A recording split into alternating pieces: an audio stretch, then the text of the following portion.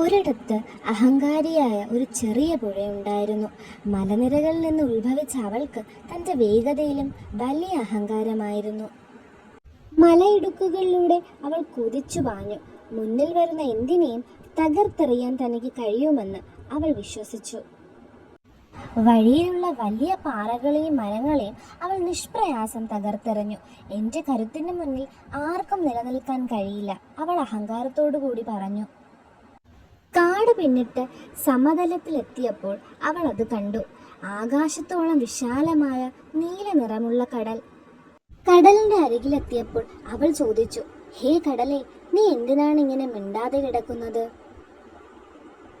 കടൽ ഒന്നും മിണ്ടിയില്ല. ഒരു ശാന്തമായ പുഞ്ചിരിയോടെ അവൾ പറയുന്നത് കേട്ട് നിശബ്ദമായി അലതല്ലി നിന്നു. തൻ്റെ കരുത്തു തെളിയിക്കാൻ താൻ പിഴുതെറിഞ്ഞു കൊണ്ടുവന്ന ആ വലിയ മരത്തെ സർവ്വശക്തിയും എടുത്ത് കടലിലേക്ക് തള്ളി.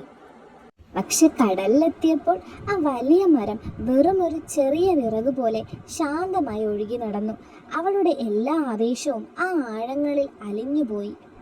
കടൽ ശാന്തമായി മറുപടി പറഞ്ഞു, മോളെ, നിശബ്ദത കരുത്തില്ലാത്തത് കൊണ്ടല്ല, മറിച്ച് എല്ലാം ഉൾക്കൊള്ളാൻ കഴിയുന്നത് കൊണ്ടാണ്.